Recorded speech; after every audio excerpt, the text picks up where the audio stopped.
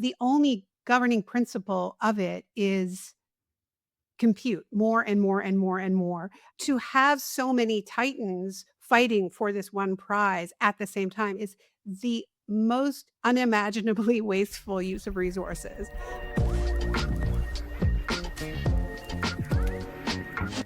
With AI, fossil fuels, and the state all kind of feeding off each other, where does the planet fit in and who gets left out of these so-called climate solutions? The India AI Impact Summit is leaning in hard on concepts that are important, but also often co-opted. So in partnership with AI Now and the Opti Institute, we've produced a series of interviews with some incredible people who live and breathe substance analysis and meaningful action into these concepts. And in this interview, I am talking with Naomi Klein about climate and AI as a climate solution. Naomi Klein is a journalist and author known for critiquing corporate power and neoliberal economics, and is also a climate and social justice activist who always has really interesting things to say about our current political moment and how usually it traces back to the same core players. So let's get into it.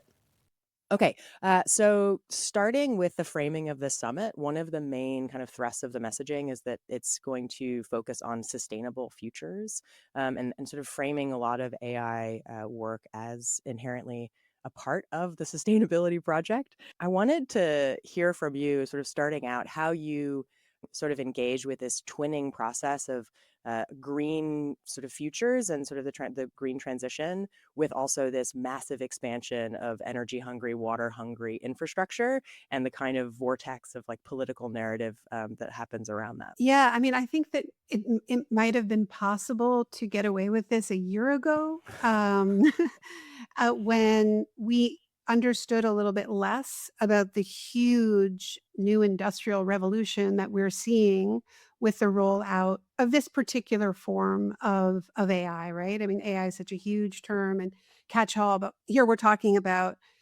generative AI, large language models, and specifically this kind of alternately being called a arms race with China, or between the sort of titans around the world, the arms race models. You've got an arms race between countries. Like, is it going to be the U.S.? Is it going to be China? Is India going to come up? Right. And then you also have the arms race between the companies who are all fighting for who is going to be, in their imagination, the last company standing, right? Because it's this idea that once they feed enough data and have enough power and have enough compute, eventually they'll have this very ill-defined thing called AGI, or superintelligence, at which at this point seems to be the point at which the majority of human economic activity can be replaced by AI. But it's very, very vague. But the point is that the only governing principle of it is compute more and more and more and more. It's a really kind of brute force way of seeing the world, and to have so many titans fighting for this one prize at the same time is the most unimaginably wasteful use of resources, because everyone is duplicating, everybody is devouring the same data, everybody is building identical, massive data center clusters, or they like now to call them factories, AI factories. And so it just makes no sense. So the idea that this could somehow be made sustainable, um, no, I don't see how we could believe that at this point in history. We know too much about how much electricity um, they need. We know now that the International Energy Agency has had to recalibrate their climate projections specifically because of so many AI data centers coming online in the United States powered by fossil fuels. Um, so, even if a whole bunch of new data centers come online and they're powered by renewables, I think we also have to ask ourselves a question about the impact that's going to have on the transition that was really just beginning. I mean, there's a tragedy here, I have to say, Alex, with the fact that we were just starting. I mean, we weren't all the way there by any means, but we were just starting to see some of the numbers go in the right directions around the price of renewables, around big economies like India and Pakistan really getting serious, and China, about electrification and renewables. And at this very moment, right? When markets are starting to collapse, what do you know? Um, this lifeline is extended to the fossil fuel sector, and it's just build all of these data centers and power them with fossil fuels. Donald Trump calls AI data centers electricity eating monsters, and he considers it a compliment. I haven't heard him say that. Yeah, Really?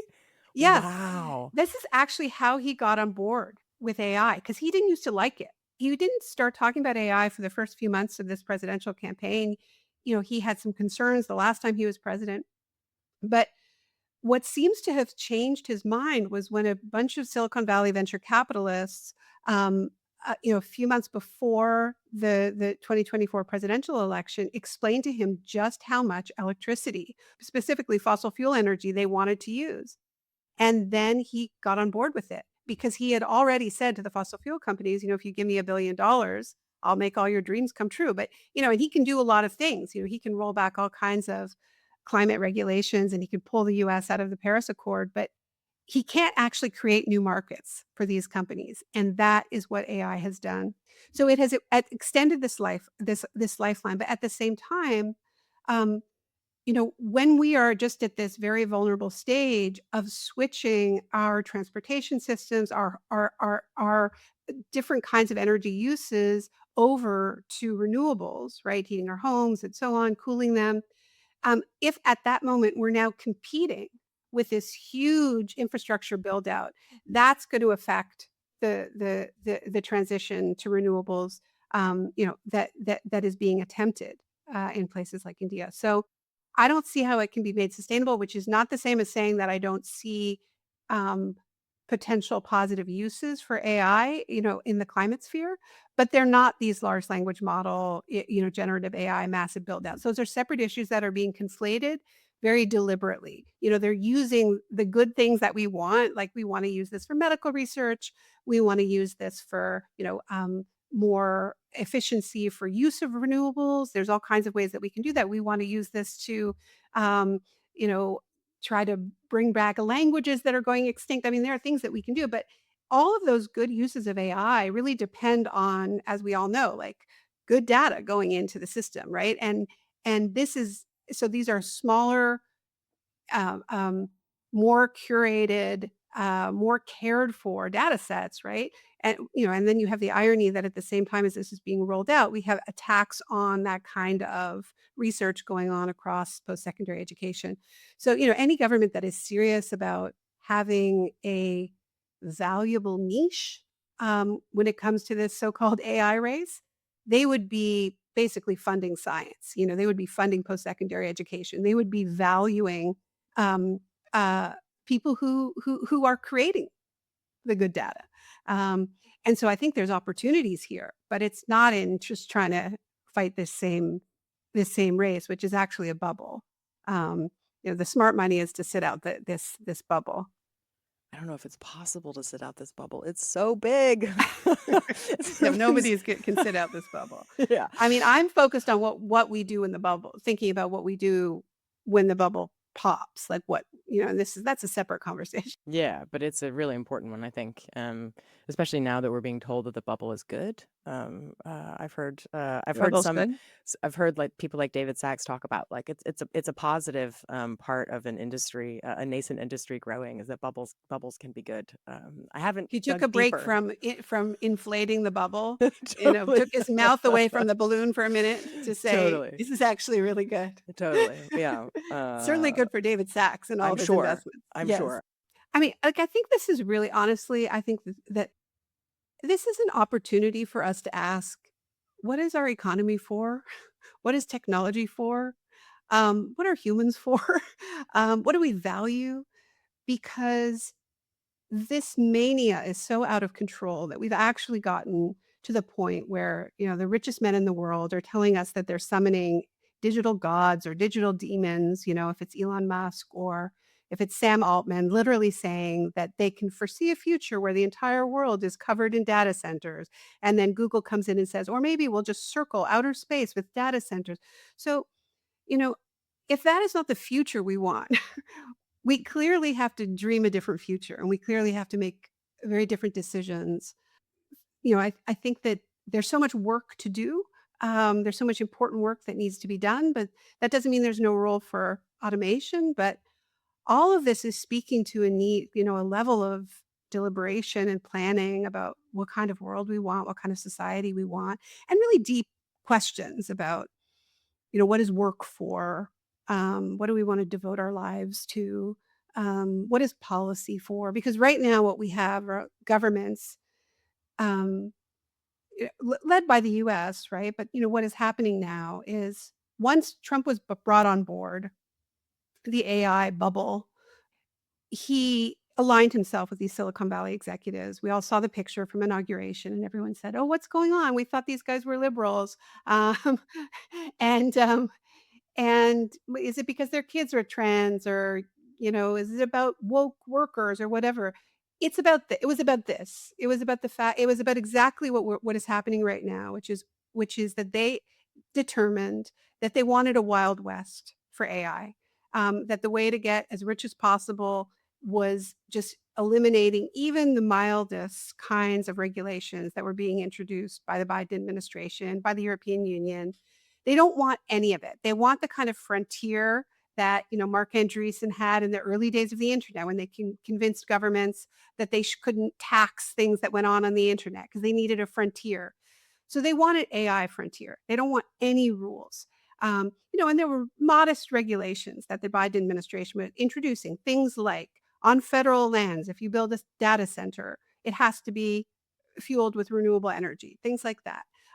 Sensible regulations. And they did not want that. And they rebelled. They backed Trump, and Trump, immediately declared an energy emergency, which opened the faucet for all of these coal plants that were being decommissioned to be brought back online, nuclear power plants to be brought back online, um, you know, massive new coal, new LNG infrastructure, the kinds of things that Elon Musk is doing in Memphis, where he's just jerry rigging, these massive gas-fired methane turbines, creating his own unpermitted power plant. It's all because they've declared an emergency, right? So it's an emergency Wild West atmosphere where the rules don't apply. Use as much water. When organizers start to fight back, they're saying you can't do that. They're overriding local infrastructure, but they're doing more than that. And this is what's really important.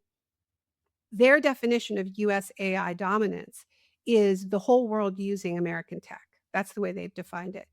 So when you see JD Vance going to Europe and screaming at them about their, modest digital regulations, or when you see Mark Carney, Canada's prime minister, I live in Canada, caving shamefully to Trump and rolling back a modest tax on digital media, or when you see, all of them traveling with Trump to Saudi Arabia or dining with the crown prince in Washington, this is U.S. foreign policy now, right? Um, and the policy is everybody has to be part of this Wild West. Everybody has to give these tech companies what they want. This is where we are. We have to understand that. I feel like, I mean, these summits also provide a little bit of insight into how different nation states show up with their political, I don't know, whatever they need locally to kind of make a thing Great. work. They sometimes in global fora will kind of show their cards. It's also not just the U.S. I mean, watching the Starmer administration accelerate data center zoning and planning and like usurping local councils and saying we want to build these things in green belts because basically the future of our economy is this vague conception of AI growth, it does feel like there are lots of, center left governments that aren't as autocratic. Some of them, you could probably argue the Starmer administration might be dabbling in autocracy. But this whole sort of narrative and political project where they step into these spaces where they're kind of trying to pretend like it's not about corporate interests in the US. It's something bigger. It's something really attractive for these nation states to sort of, like for Modi, he gets to go on a stage and be like, we're at the forefront of AI because I'm not quite sure. But do you have thoughts on what is creating the conditions within which leaders probably counter to the large projects like fighting the climate crisis, especially countries that are going to be just smacked so hard with climate implications and effects in the next, like actually now and have been already? Like, why are they sucked into this massive kind of scheme?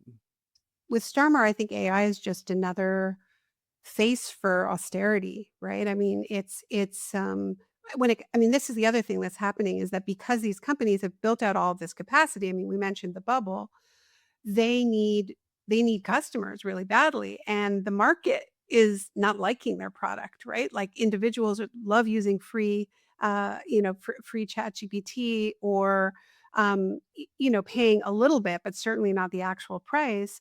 But we're hearing more and more that businesses aren't seeing the kinds of efficiencies that they promise. So there is no market for what they have just built. There's a huge gap. And unfortunately, governments are kind of marks a little bit, right? So it's like, um, and so, by the way, I say with much chagrin, our universities, where I work, Yeah. right? Oh my Where, god, yes. yeah. Yes. So with this fear of being left behind, right? You go in and they're not measuring on the same matrix as, maybe a Fortune 500 company. Um, it's just like, oh, we're afraid of being left behind. These people are coming in, they're scaring us about how our students are not going to be prepared for the future, or it's going to save all this money for the government. Um, so I think what this is kind of part of the bailout. Like, we're talking about, is there going to be an AI bailout when this market bubble bursts? I think the bailout has started, right? And AI now has been flagging this, but the bailout has started with these contracts, right? Where our governments are buying very faulty tech. Um, and they're like, "Thank you very much." Gobbling it up. Yeah. Yeah, exactly. Um, but why are they doing it? I mean, look, I think for every country it's different. I mean, in Canada, I think we're on the verge of making this mistake because we had built a whole bunch of LNG infrastructure, and Asia was not interested in buying it because there's a renewable transition that is happening in Asia. So they've got a whole bunch of liquefied natural gas, and they have to figure out who they're going to sell it to. And so now they're talking about building data centers to justify the fossil fuel infrastructure that they've just built, right? So I think it's a huge crisis of imagination of leadership where they are afraid to, introduce something like we've been calling for years, which is like an actual Green New Deal, which is a plan for our economy to get off fossil fuels and create jobs for everyone, meaningful work in this transition for everyone who wants a job. But that's harder than just, accepting a contract from Google or, some big LNG company in Malaysia. Um, so they I think it's just a failure of imagination, a failure of leadership in the kind and the way they think about about how to build an economy. We're not investing in the things that we actually need. And when you see it enter spaces like healthcare, it's particularly tragic, right? Because this is meaningful work. And people, these are jobs that people want to do, and people want to actually interface with a human, when they have a health problem. They want those relationships. And so to gradually see this sort of meaningful work, teachers, healthcare providers, nurses being replaced by robots, it's just, it's what Cory Doctorow has described as enshittification, but it's, in the most intimate spaces of our lives. Yeah, and to your point earlier, without really any public conversation about what future we want, it's just sort of Nobody wants happening. this. Nobody No. wants this. No, this Yeah, is literally the plot of yeah, every dystopian film any of us have ever seen. We yeah. very actively don't want this. We've been scaring ourselves with it for a really long time. And then they're just like, let's just use it as Let's a just do it. how-to guide. Yeah. Yeah. Yeah. I mean, you've already touched on this a lot, but like this new coalition between big tech and the fossil fuel industry. Is there anything else you want to add to that? So I think the way to think to look at what we have is like maybe it's almost like a three-legged stool, right? Of this emergent fossil tech economy, where one leg is fossil fuel, which is fossil fuels, which are looking for their new market, and then the other leg of the stool is the state, um, and that includes the police state and the military state. Um, which is also gobbling up these technologies. So that's what's holding this together. The public is really not part of this at all. They're reinforcing each other at the moment. But yeah, I think it's really important for us to understand that the fossil fuel sector was panicking about the fact that solar was for the first time cheaper than gas. When plants were being decommissioned, and, they're holding up this sort of notional nuclear fusion, which, how many notional technologies can we pile on top of each other, right? Like AGI is notional, and Yeah. it's gonna be fueled by a notional energy source, but in the meantime, what we're gonna actually have is fossil fuels fueling AI slop, because those are the 2 things we know for sure. So we've got slop fueling slop, and it's a fantastic economy. So gross. I mean, I think there's also this like irony that the tech companies, I think, for a long time were seen as kind of a form of green growth. That like digital growth was cost less than physical infrastructure and physical growth. A lot of them position themselves as environmental leaders. So thinking about organizations like Microsoft, who for a long time, had these aggressive net zero targets and basically took environmental considerations of their related to their activities really seriously. And that just feels like that has completely fallen away in the It's last. over. It's over. So what do you think we do with this moment where it's kind of mask off and they're just companies? It's like, Google is just General Electric or whatever. It's like a boring company that is going to maximize profit in whatever ways it can. What do we do? Yeah, I mean, it's tech plus weapons plus fossil fuels. That's the sector.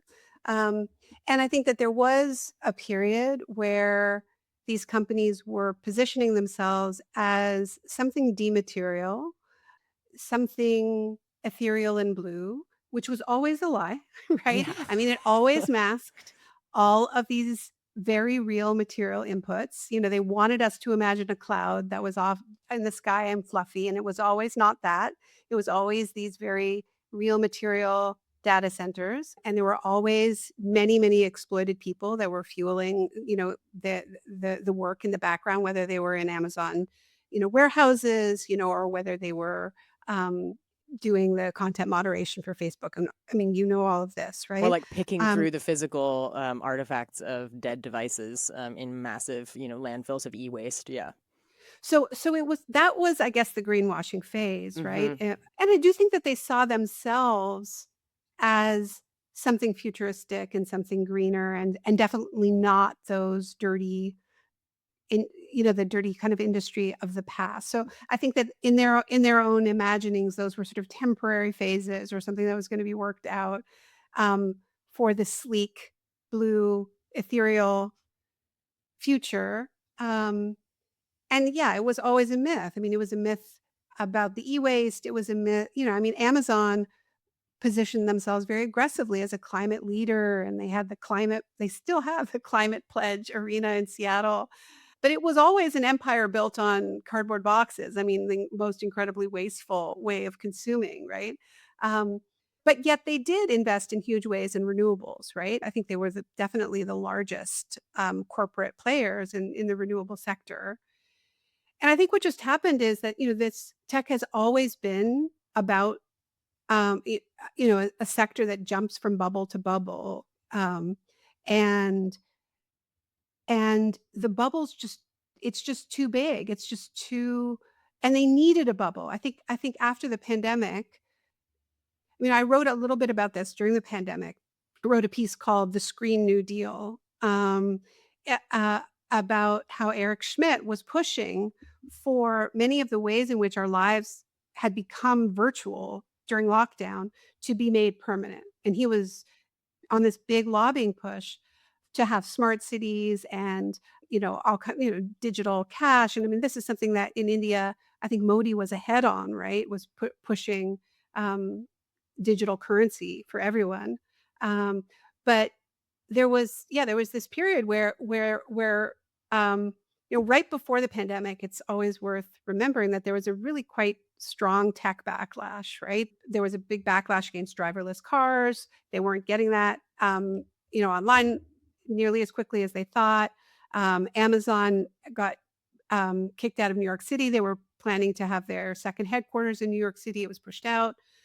And there was tech worker organizing going on, pushing companies like Google and Microsoft not to do business with ICE and the military and so on.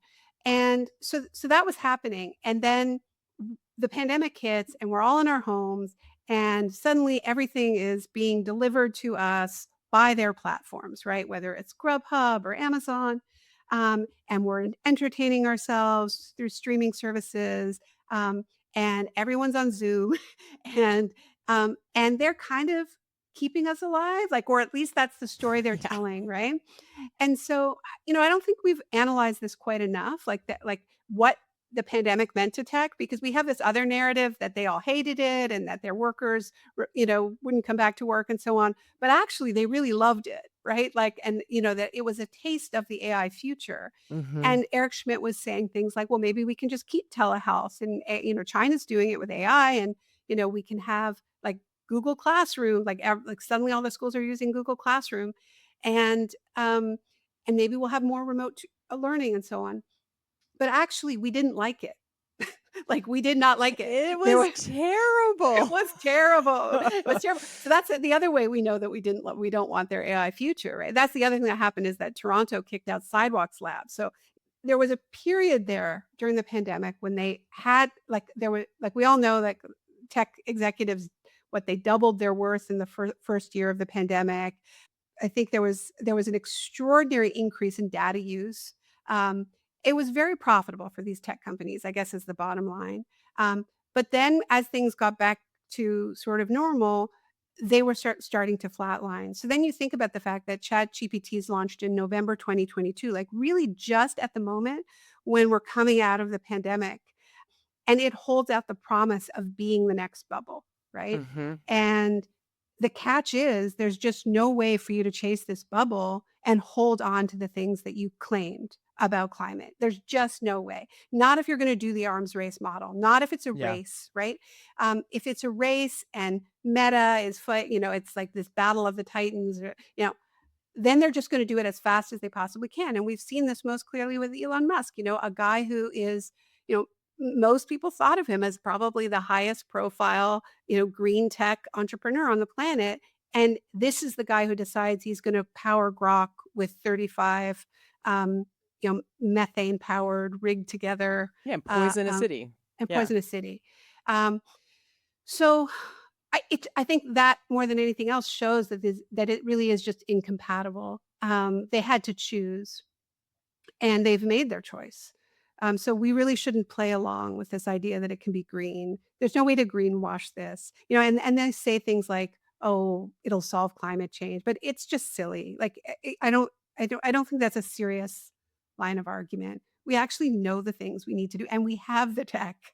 We have the tech. So let's use the tech, and let's not build like an artificial mirror world of AI. We don't have the tech for that, because even green tech has a cost, right? We can't do both. Like, we will either transition our economy off of fossil fuels and lower our emissions in time to avoid maybe 2 degrees. I mean, it's getting harder and harder. Um, or we will build this parallel madness of this data, a world covered in data centers in order to summon a digital god Who's not coming. who's not coming. And but what will happen is Elon Musk will be the first trillionaire. Um, and their extreme wealth derangement is connected to this, because they are smart enough to know that they're setting the world on fire. And so then we're in a negative feedback loop, because they need more and more money to fortress themselves against the hellscape that they are creating. And so, that's where I think, Peter Thiel telling Elon Musk, "Don't give your money away, like, don't give any of it away. You just need more and more and more." I mean, it's baffling to us, because it's like they have so much, how could they want more? And I think that they want more precisely because they know how dangerous this world is. There's Yeah. obviously different communities resisting in different ways, and I imagine some of them are giving you some hope. And I feel like I'd be interested to hear if there's like hyper local examples where you've seen resistance against the fossil fuel industry that you find inspiring, that maybe we could either double down on or sort of take inspiration from, or if some of the resistance against the both digital sort of elements of this politics and also like the physical scale and expansion of data centers. Like what are you hopeful about? Like what are the examples of resistance that excite you? I think we're in a somewhat of a latent phase, like where the movement is sort of finding itself in localities, which makes like in specific places that have been placed on the front lines of these fights, like Memphis and, you know, these are US examples, but, there's also incredible movements in Spain, in, like, water-stressed regions where people are really clear, like, "Your cloud is not more important than our river." What really moves me is when I talk to local organizers, who really understand that this is a kind of a spiritual, work that it's spiritual work that they're in, that is really about connecting to their place, right? And to each other and really coming from a place of love, right? And I've seen this I've written about lots of local struggles against fossil fuel infrastructure in the past, right? At like pipelines coming through indigenous communities and the Keystone XL pipeline, or in Canada, we were able to stop a pipeline called the Northern Gateway pipeline that was going to run through some beautiful, beautiful rainforest and endanger some of these very well, it's the Salish Sea, but very rough sea where they were gonna have to put, um, the oil into tankers, and these, incredible indigenous youth organized in northern communities, and they were really writing love letters to their communities, to, like, the orcas and the bears and the salmon, and, like, just not that we hate your pipeline, but we love our place, and, having been in these struggles for a long time, I know the kind of contours of the way it usually goes, right? Which is like, okay, you love your orcas and you love your salmon, but what about the jobs, right? Um, and what about the fact that we need oil for our cars and to keep the lights on, and people in India need electricity? I mean, these are the arguments that we would hear. And they were always on some level bullshit because there were alternatives, right? But the thing with AI is that if they get what they want, like if they summon their digital god and get AGI, it kills all the jobs, right? Um, And what do we do and then? I feel and like we what do never we talk do about then? that. What do we Right. And in the meantime, all it's doing is producing, glitchy slop. So and it's making people's electricity bills go up. So it's not making life tangibly better for people. So you can't even make those basic arguments. I was just writing this thing up about um about the fight in Memphis against Elon Musk's massive data centers, and they fought a pipeline, successfully fought Yeah, a the Bahia pipeline. pipeline, yeah. Yeah. In my research, I came across the fact that when this pipeline would come to that when the spokespeople for the pipeline would come to town and try to convince the communities to take it, they would have a table and they would put out all the useful things that are made with petroleum products, right? To try to say like, okay, this might be a risk to you, but don't you like disposable diapers, and don't you like spandex and these cleaning products? So I was like, what would be on the table for grok? Like, what would you put on the table if there was a table? Because of course they don't try to convince anyone. But what would you put on it?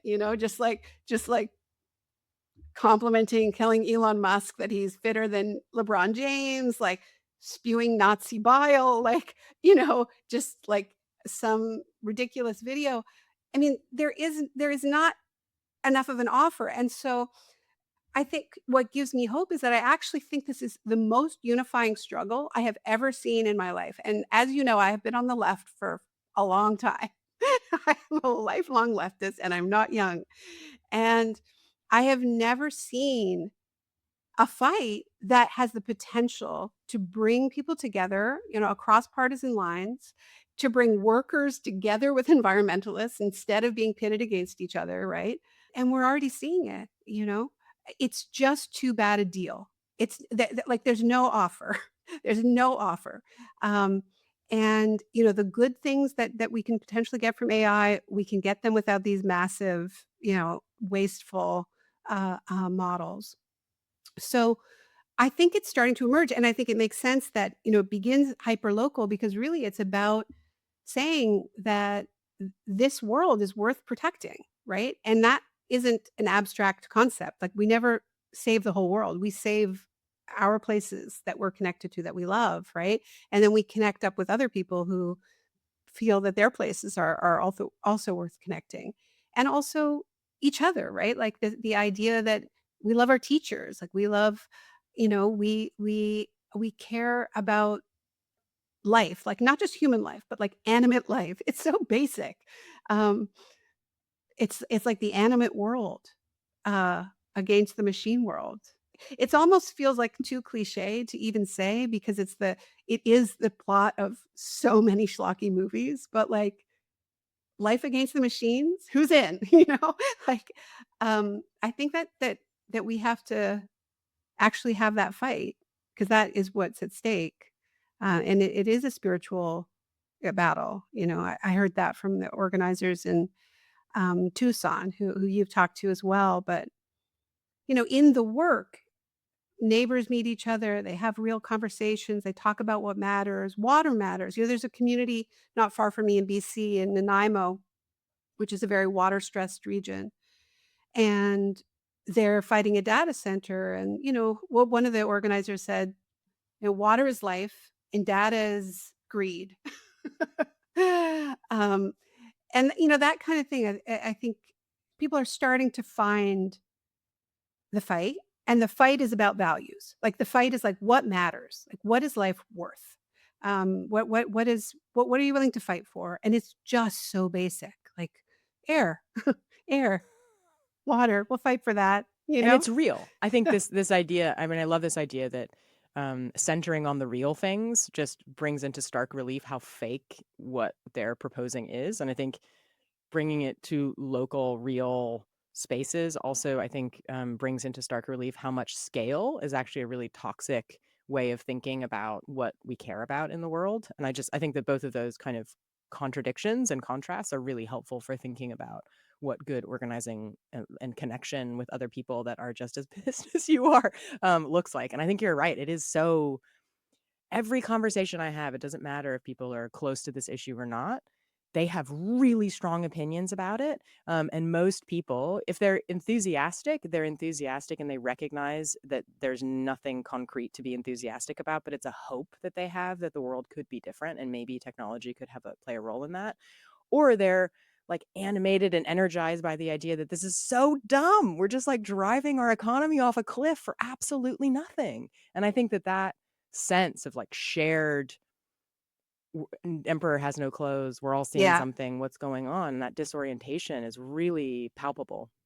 And this really has been a process of, elites cutting each other into these massive deals, right? Trump just got cut in, he's got, a $6 billion deal for his failing social media company that was crashing.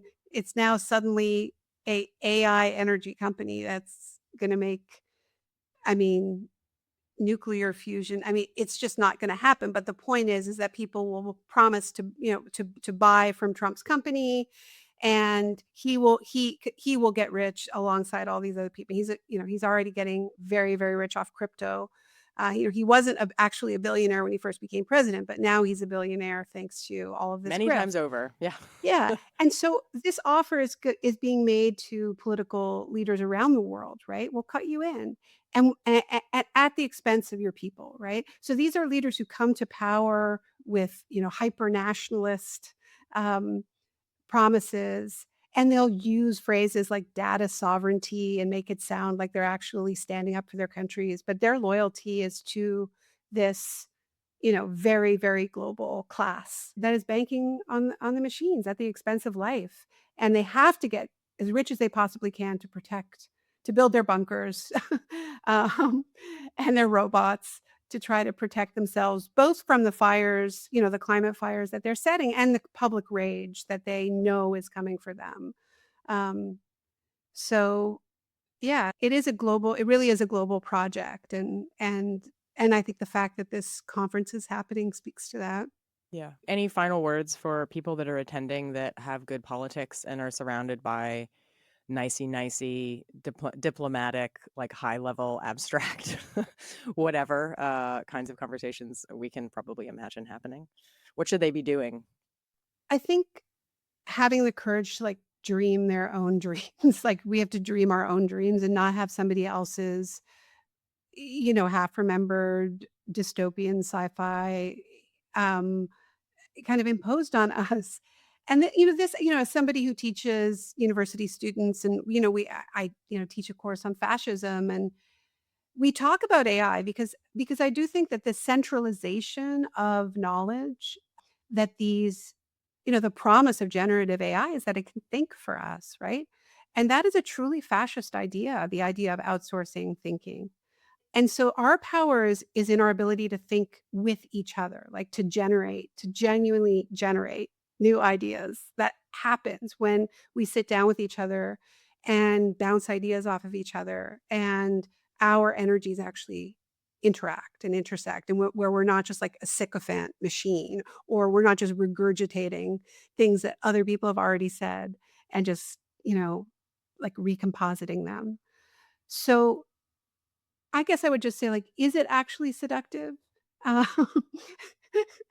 or is it just the bleakest thing you could ever imagine? I would just say, like, go for a walk with your friends and try to dream a more beautiful future than that. Yeah, that's nice. I think it's the latter. Yeah. Thanks again to Naomi for joining me for this conversation. And as a reminder, this episode is part of a series we're doing in partnership with AI Now and the Opti Institute called Reframing Impact AI Summit 2026. And we've got interviews with some incredible guests that you can find on our channel. So please do check that out. And thanks so much for joining.